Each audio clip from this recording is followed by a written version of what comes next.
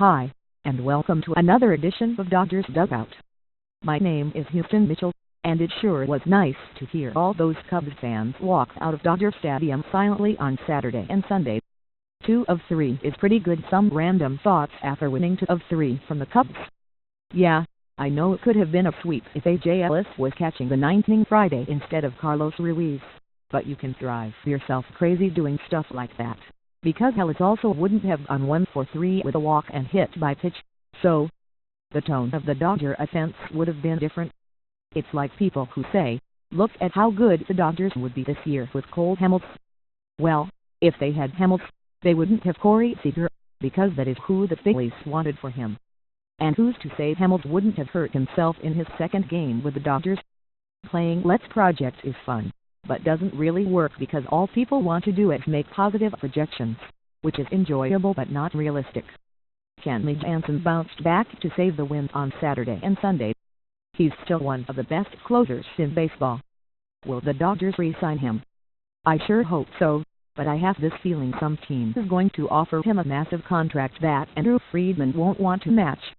The Dodgers showed that they indeed can win games without Ellis cheering them on from the bench. Imagine that. It was nice to see the team blow defensive coverage or throw to a wrong base during a shift. This team still reminds me a lot of the 1988 Dodgers. A different start each day, and taking advantage of opponent miscues to get a victory. The Dodgers are on pace to win 91 games, and the people who wrote me in the first half convinced that the team would finish 4th or 5th have stopped writing me for some reason. Too bad Brock Stewart couldn't get the win Sunday. He sure deserved it. The Dodgers had 8 runs, 19 hits and 1 error in the 3 games. The Cubs had 8 runs, 21 hits and 3 errors. Seems like a couple of evenly matched teams to me. I'd still rather see Andrew Toles or Rob Seager in right field over Josh Reddick, who looks like he's trying too hard at the plate. If the season ended today, St. Louis would play at San Francisco for the wild card spot. The winner of that game would play the Cubs in one best-of-5 first-round series, with the Dodgers playing Washington in the other. The Dodgers are 2 games behind Washington, so the Nationals would get home field advantage. Puig put on trade waivers. Don't get overly excited or worried about the news that the Dodgers put Yasiel Puig on trade waivers Sunday. Many teams do things like that in August, just to see who might be interested. Some teams have even put their entire roster on trade waivers in August. If a team claims Puig, the Dodgers would pull him off waivers and could work out a trade with that team. If Puig is traded, it most likely won't come until after the season, unless some team knocks the Dodgers' socks off with an offer. And for those of you who keep asking me why the Dodgers haven't brought him back up since he is killing Triple-A pitching, keep this in mind. They didn't send him down because of his bat, they sent him down because of his attitude. Renting that party bus didn't do him any favors, so the odds are against the team recalling Puig when the rosters can expand on September 1st. Or, as Dave Roberts put it when asked why Puig wouldn't be called up since he is hitting so well and his attitude has improved, that's a fair question. Let me think through that one. That doesn't sound like they are in a rush to bring him back up.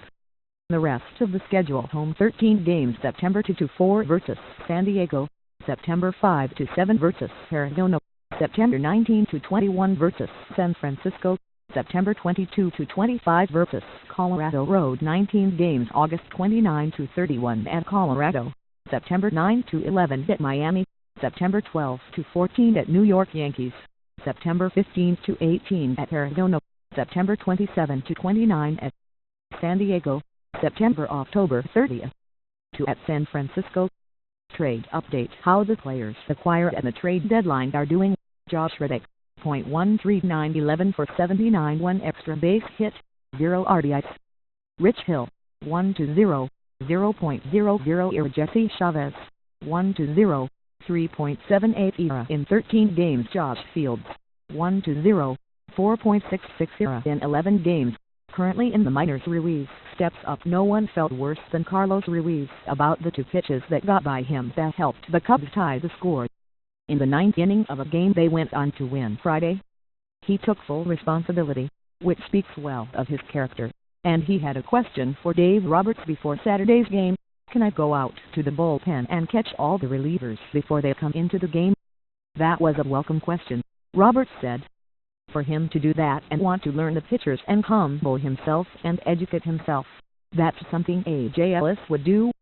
To acquire a guy like that, who brings similar attributes, it's not surprising, but definitely pleasant. J.P. Howell was also impressed. It's unbelievable. That's something where you don't see anyone do that. What I think I would usually hear is I got 15 years. I got a World Series ring, whatever. Not from him. The magic number each week I will look at a uniform number a Dodger is wearing and go through the history of that number with the Dodgers. When I was a kid and went to games, I was always curious to wear the number of my favorite players. Then again, I was a strange kid. 4 best Dodgers to wear the number, only the stats a player compiled while he was with the team and wearing that number count. Next up is number 48 Brock Stewart. Best Dodgers to wear number 48. Andy Piotrowski 1952, Carl Spooner 1954-55, Dave Stewart 1978, 1981-83, Ramon Martinez 1988-98. Others to wear number 48.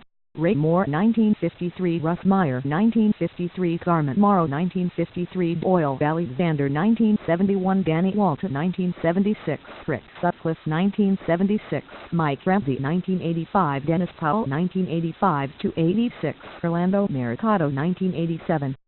Jacob Brumfield 1999, Eric Gagsney 1999-2000, Hiram Bakachika 2000-01, Russ Ortiz 2010, John Gilly 2010-12, Nick Buss 2013, Zach Walters 2016, Nick Tepes 2016. What Vin Scully means to me. I asked you to tell me your best Vin Scully memory, and I got a lot of responses. I will publish selected ones in each newsletter. Keep emailing them to me. Randall Bertau. I grew up in a small Central Valley town not far from Fresno, so surrounded by Giants fans. I read a lot about the Dugout Dodgers and what ate when they moved to L.A. I started to play baseball as Cowbacks. Drysdale, Will Get All formed the type of team I loved, and I followed them religiously. I was given a small transistor radio, and if I held it to the window, I could hear me at night announce the games. My magic moment was after I moved to England in my 30s. One night I was driving home and flipping through a cheap car radio around 2 a.m. when I heard Vinny's voice. It certainly was one of the last things I expected and was blown away. I found out our Armed Forces Network played games, so I could hear Vin and the Dodgers on occasion. The year was 1988, so it was magical for a lot of reasons. I'll always remember those moments. Thank you, Vin Scully. The TV situation. If you would like to complain about the Dodgers TV situation, you have 3 options. The Dodgers, Time Warner Cable, and whatever local cable or satellite provider you have that doesn't carry the Dodgers. Here's whom to contact. For the Dodgers, click here or call 866-DODGERS 866-363-4377. I hope you like form letters.